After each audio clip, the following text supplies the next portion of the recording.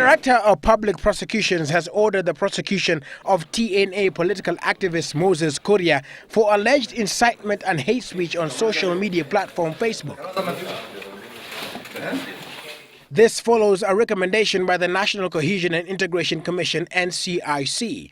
The political activist has been accused of making inciting remarks that could foment violence against some communities. Kuria has maintained his innocence and dismissed these complaints.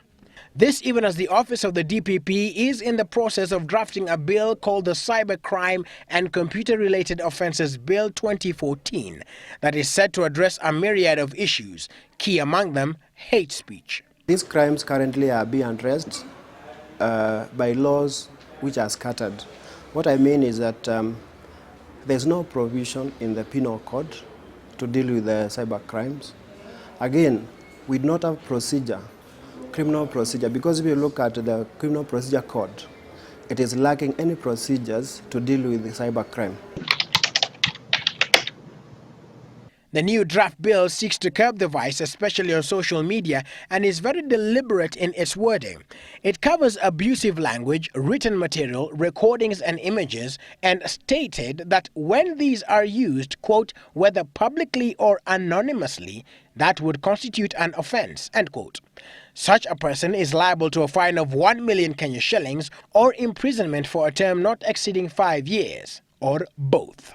The law also states that it is immaterial whether this is done in private or in public, and thus covering text messages, mobile messaging platforms, direct messages, inboxes, or email.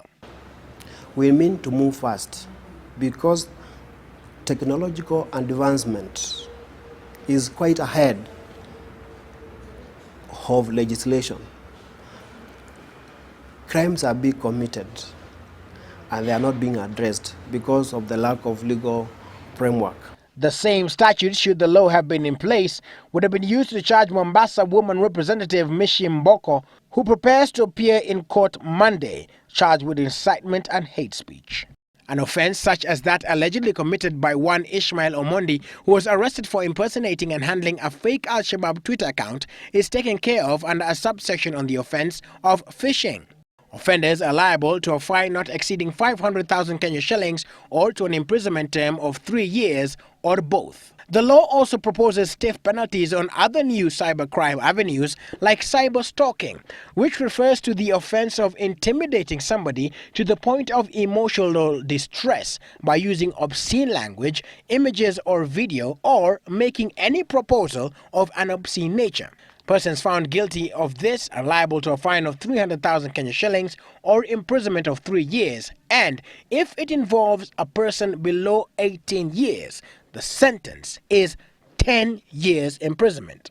The bill is now open to public debate as stakeholders are consulted ahead of its final redrafting. Willis Raburu, Citizen Live at 9.